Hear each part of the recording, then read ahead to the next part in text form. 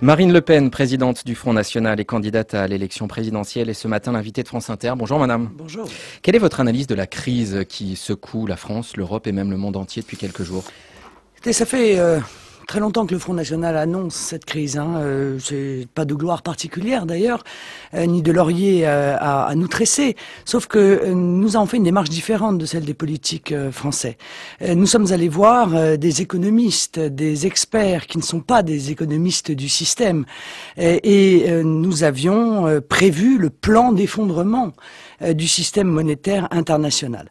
Ça mettra quelques semaines, quelques années peut-être, mais je crois que ce système est aujourd'hui condamné. Pourquoi ? Parce que dans les années 70, on a transmis le contrôle politique aux banques et aux marchés. On a en quelque sorte privatisé l'argent public par l'intermédiaire d'une loi qui est la loi de 73, portée par M. Pompidou et M. Giscard d'Estaing, et qui oblige les États, et notamment le nôtre, à emprunter sur les marchés financiers et interdit ce qui existait avant, le financement du Trésor par la Banque de France. Eh bien aujourd'hui, nous sommes pieds et poings liés à ces marchés financiers qui sont, chacun l'admet, devenus fous de cupidité, ayant au fur et à mesure du temps, pour essayer de développer des profits de plus en plus exceptionnels et totalement déconnectés de l'économie réelle, créé toute une série de produits structurés, de produits spéculatifs. On a transmis, qu'est-ce que vous voulez que je vous dise, les clés du camion à des gens qui n'avaient pas le permis de conduire, quoi. Voilà, c'est aussi simple que cela, mais c'est une parenthèse, et moi je voudrais le dire aux Français. Ça peut être une parenthèse. Ça a commencé dans les années 75-80, ça peut se terminer aujourd'hui. Ça ne peut être qu'une parenthèse, mais pour ça il faut que les politiques reprennent la main. Est-ce que cette crise valide votre proposition de sortie de l'euro ? Cette crise valide le fait. C'est pas tellement ma proposition de sortie de l'euro. Moi, j'ai fait un constat extrêmement sérieux, en disant l'euro n'est plus viable. D'ailleurs, il n'a jamais été viable en réalité. Et par conséquent, il faut anticiper l'effondrement de cette monnaie qu'est l'euro pour ne pas avoir à subir une crise économique absolument terrifiante. Nous devons anticiper, gouverner, c'est prévoir, et plutôt que de se laisser porter par cet effondrement, au risque encore une fois que, à nouveau, comme c'est le cas aujourd'hui, ce soit les peuples qui finissent par payer. Alors, je voudrais qu'on s'arrête un peu sur cette question et en détail, parce qu'on voit bien qu'en ce moment se joue la question de la crédibilité du programme économique du Front National. Cette proposition particulière de sortie de l'euro, vous n'êtes pas les seuls à la faire, d'ailleurs, il faut le préciser au passage. Elle fait hurler beaucoup d'économistes qui disent que ce serait la pire des solutions. Alors, je voudrais entendre vos réponses à des arguments précis. Sortie de l'euro égale dévaluation, jusque-là vous êtes d'accord? Non, c'est pas du tout obligatoire. Cette dévaluation pourrait intervenir, mais elle serait un acte politique, c'est-à-dire un acte volontaire.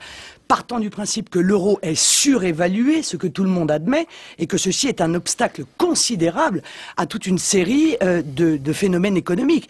C'est un obstacle à nos exportations, c'est un obstacle au tourisme, et par conséquent, si dévaluation il y a, elle ne serait pas automatiquement le fait du retour à une monnaie nationale, elle serait un acte politique volontaire. Que vous prendriez. Si c'est nécessaire, bien sûr. Si c'est nécessaire, je prendrai évidemment cette décision, parce qu'encore une fois, je pense que ce serait un moyen de redonner un oxygène à notre économie que nous n'avons pas aujourd'hui, parce que comme nous n'avons pas justement la maîtrise, la possibilité de laisser se déprécier ou de dévaluer notre monnaie, eh bien, il nous manque le volant, voilà, dans le camion dont je vous parlais. Non seulement on a donné les clés à des gens qui n'ont pas le permis de conduire, mais en plus on n'a pas le volant, on n'a pas le frein, on n'a pas la pédale d'accélérateur. Nous n'avons pas les moyens de maîtriser notre politique économique et monétaire. Alors a priori, malgré tout, s'il y a sortie de l'euro, il y aurait quasiment certainement d'évaluation, peut-être à l'issue d'une décision politique. Ça pourrait booster les exportations. En revanche, on paierait ce qu'on achète à l'étranger beaucoup plus cher. Ce qu'on achète à l'étranger, c'est les produits de vie quotidienne, c'est l'essence, c'est une partie de l'alimentation, ce sont les vêtements.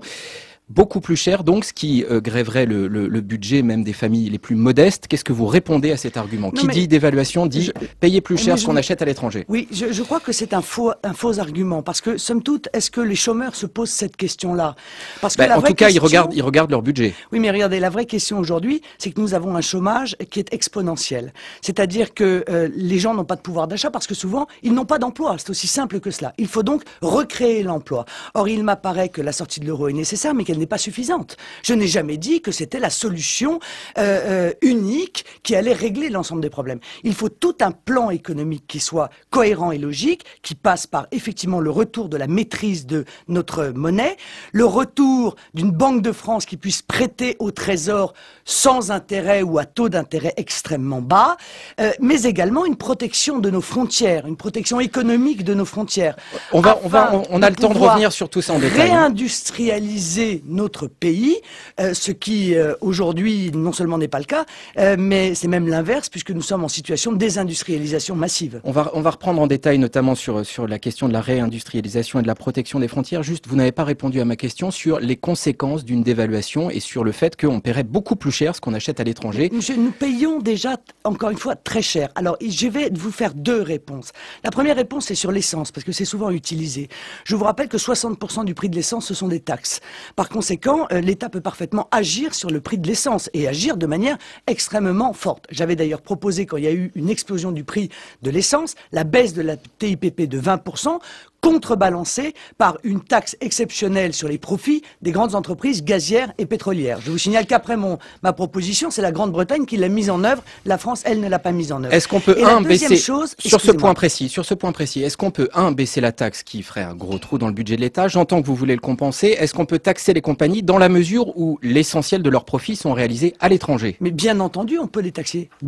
Comment dans la mesure où ces profits sont réalisés à l'étranger? Écoutez, à partir du moment où ils vendent leurs produits sur notre territoire, nous avons normalement tous les moyens d'action possibles. C'est parfaitement envisageable. Et deuxièmement, puisque vous parliez des prix des produits importés, moi je crois qu'il y a une grande escroquerie. C'est la grande distribution. Cette grande distribution qui, en réalité, par l'intermédiaire de centrales d'achat, nous a fait croire que chez elle, les produits allaient être moins chers parce qu'ils les achetaient en très grande quantité. Et on s'aperçoit en réalité qu'ils ont fait des profits de plus en plus importants, que les marges qui sont les leurs sont insupportables, sont presque inadmissibles, et que, somme toute, ces produits qui sont entrés massivement dans notre pays et qui ont entraîné la chute, l'effondrement de nos industries nationales, n'ont même pas profité aux consommateurs. Elles ont en réalité profité aux distributeurs. Et là aussi, il faudra que l'État tape du poing sur la table. Encore une petite question sur la dévaluation. On vient aux autres points. Puisque nous allons payer notre dette, qui est importante, comme vous le savez, en monnaie dévaluée, ça va accroître le poids de la dette publique. Quelle réponse à cet argument-là précis? Il faudrait que l'euro continue à exister d'abord. C'est-à-dire qu'il faudrait qu'à la suite d'une sortie de l'euro, soit l'euro s'effondre et il n'y a plus d'euro, par conséquent cet argument tombe, soit il y a une sortie concertée. On en est loin là quand même du coup. Qu'un pays sorte de l'euro, c'est possible que l'euro s'écroule à ce point-là? Vous pensez que c'est un scénario possible? Non, on n'en est pas loin du tout. Et d'ailleurs, cette situation est évoquée par un certain nombre d'autres pays. En Allemagne, ce débat fait rage. Il n'y a qu'en France qu'on n'a pas le droit d'avoir ce débat, que ce débat n'est pas présenté en quelque sorte au public et que les Français n'ont pas le droit de s'en saisir. Non, les agences de notation, les grandes agences financières, croyez-moi, et les grandes banques ont déjà prévu la possibilité de l'effondrement de l'euro. Donc ça n'est pas du tout quelque chose en l'air. Bon. Et s'il y a une sortie concertée d'un certain nombre de pays de l'euro, je pense que l'euro n'existera plus et que par conséquent ce problème ne se posera pas. Alors, venons-en à l'autre point que vous évoquiez, les mesures protectionnistes, des taxes à la douane, pour le dire simplement. En retour, il y aurait nécessairement des mesures protectionnistes contre la France. Notre économie dépend à peu près à un quart des exportations. Comment éviter que toutes ces entreprises qui vivent des exportations se cassent la figure? Mais monsieur, elles existent déjà. Ces mesures protectionnistes sont déjà mises en œuvre par les autres pays. C'est nous qui sommes isolés sur la scène internationale. C'est nous qui sommes en quelque sorte avec cette zone euro qui ne se protège pas et qui est ouverte à tous les vents de la mondialisation. Nous sommes une exception dans le monde.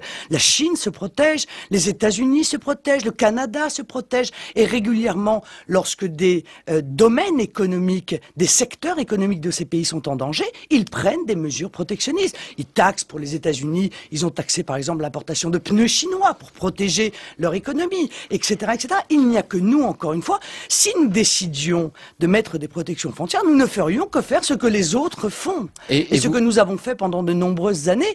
Je vous signale qu'à l'époque où il existait des protections aux frontières, eh bien, notre balance commerciale était, n'était pas déficitaire, ce qu'elle est aujourd'hui. Et vous ne pensez pas que ça se traduirait par une guerre commerciale assez violente, voire très violente, dont souffriraient nos entreprises exportatrices, parmi lesquelles il y a les fleurons de l'économie française, hein? Non, je ne le crois pas du tout. Et moi, ce que j'attends surtout, c'est la création de l'emploi. Si vous voulez, je suis très contente qu'on exporte, mais si les exportations ne servent pas à créer de l'emploi en France, très objectivement, ça ne répond pas à l'obligation qui est la mienne en tant qu'éventuel chef d'État d'apporter à mon pays de l'emploi pour permettre à mon peuple de pouvoir travailler et de vivre décemment de son travail. Or aujourd'hui, ça n'est pas le cas. Voilà. Sur l'emploi, les dévaluations, il y en a eu dans les années 80 à l'époque de François Mitterrand, premier septennat. Elles n'ont pas empêché l'augmentation du chômage et la désindustrialisation.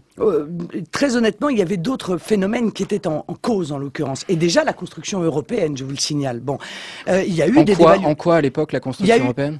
Parce qu'on était déjà... Avant que l'euro soit imposé aux Français, bon... Il y a eu un certain nombre d'années au préalable où on s'est mis dans les conditions du passage à l'euro et où on a mis en place ce qui aujourd'hui continue à mon avis à être des obstacles importants au développement économique de la France, dont ce fameux pacte de stabilité qui en réalité est un carcan dont nous sommes aujourd'hui en train de souffrir et que l'on veut absolument nous faire réintégrer avec les mesures d'austérité et de régression sociale que le président de la République va annoncer pour rassurer les marchés. Moi, ce qui m'inquiète, monsieur, excusez-moi, mais nous sommes quand même aujourd'hui dans une crise extrêmement grave. Bon.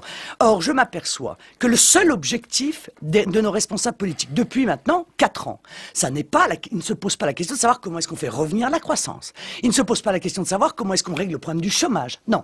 La seule question qui se pose, c'est comment rassurer les marchés. Comment rassurer nos créanciers, nos usuriers, et accessoirement comment rassurer les usuriers des autres, puisqu'aujourd'hui, non seulement nous essayons de rembourser notre dette et nous n'y arrivons pas, mais nous sommes en plus obligés de rembourser la dette des autres, des voisins. Je vous rappelle quand même ça vous choque, cette solidarité européenne? Mais c'est pas une solidarité européenne. C'est pour sauver l'euro à tout prix. Les 15 milliards que la France va verser à la Grèce, permettez-moi du peu, quand un pays est en difficulté, en règle générale, il fait pas un chèque de 15 milliards aux voisins.